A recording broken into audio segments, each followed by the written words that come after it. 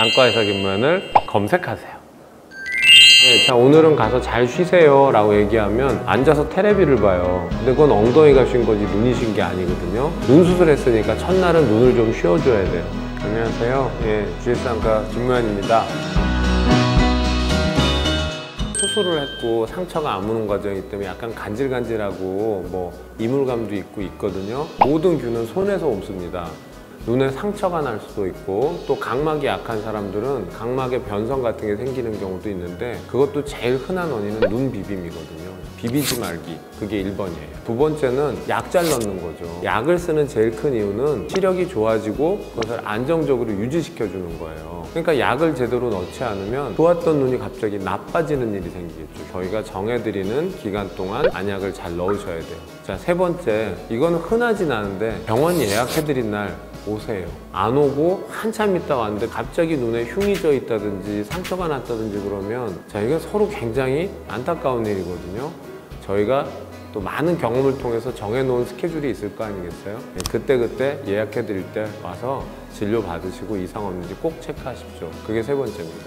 자, 라식 수술 같은 경우 회복 시간은 이틀 정도 보시면 충분해요. 라섹은 3일 정도 아픈 시간이 있는데 3일 내내 아프진 않아요. 그 중에 10시간 정도의 통증이 있고, 그렇지만 일주일 정도는 이 상피가 다시 벗겨질 수 있기 때문에 조심해야 되고, 시력이 제법 안정된다라는 느낌이 들려면 3주 정도 걸려요. 스마일은 1차적인 회복은 4시간이면 되기 때문에 다음날 아침이면 뭐 세수하셔도 되고 보셔도 상관은 전혀 없거든요. 첫날은 한 0.89 정도 나오고 한 2주쯤 지나면 그때 1.0으로 올라가 있죠.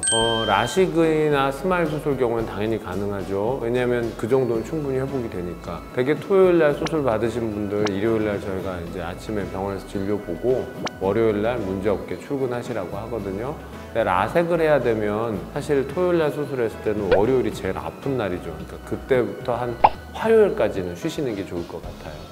보호 렌즈는 모든 수술에서 다 사용하지는 않고요. 주로 라섹 수술에서 써요. 라섹은 각막의 표면 상피 부분을 레이저로 벗겨냈기 때문에 눈꺼풀이 깜빡거릴 때마다 잘못하면 이 상피가 찢어질 수도 있고, 금방 아물지 않으면 통증도 오래가고 흉터도 생길 수 있으니까 투명한 보호 렌즈를 끼워서 일종의 눈 보호도 하면서 약도 넣을 수 있게 이제 그렇게 하는 것이고, 보통은 3일 정도 착용하는데 상처가 금방 안 나는 사람들은 일주일 정도 껴야 되죠.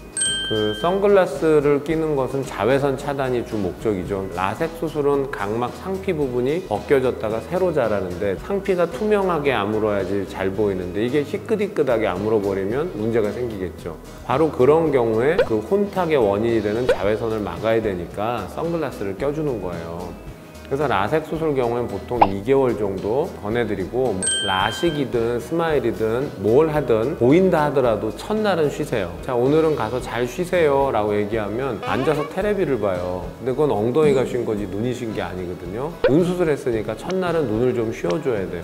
근데 라섹 같은 경우는 어차피 3일 동안은 잘 안 보여요. 보이지 않는데 억지로 하려고 무리하실 필요는 없고 자연스럽게 보이면 하시면 됩니다.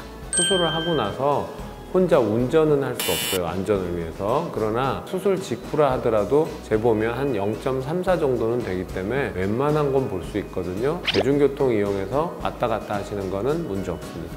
특히 라섹 같은 경우에는 각막이 이렇게 볼록하면요, 가운데 부분을 많이 깎아서 이렇게 평평해지거든요. 근데 원래 눈은 볼록해서 빛을 모아줄 수 있는데 이렇게 평평해지면 모이는 게 덜 되고 번지겠죠. 눈 속의 동공이 작을 때는 빛을 동공을 통해서 잘 모으니까 큰 상관이 없는데 어둑어둑하면 동공이 커진단 말이죠. 그러면 이 볼록한 곳과 평평한 곳, 여기에 빛이 다 섞여서 들어오니까 어리더리 보이게 됩니다. 처음에 이렇게 평평하게 깎여져 있어도 사실은 시간이 지나면서 약간 리모델링이 되고 전체적으로 이렇게 볼록해져서 빛의 그 모이는 정도가 좋아지고 품질이 좋아져요. 수술 직후에 그 야간의 번짐을 줄이려면 이 평평한 거 위에다가 뭔가 볼록하게 덮어주면 좋겠죠. 그게 인공 눈물 약이에요. 건조해서가 아니라 빛 번짐을 줄이는 효과가 있기 때문에 수술 직후에는 인공 눈물을 꼭 쓰시도록 하고, 넣고 보시면 한결 맑게 보입니다.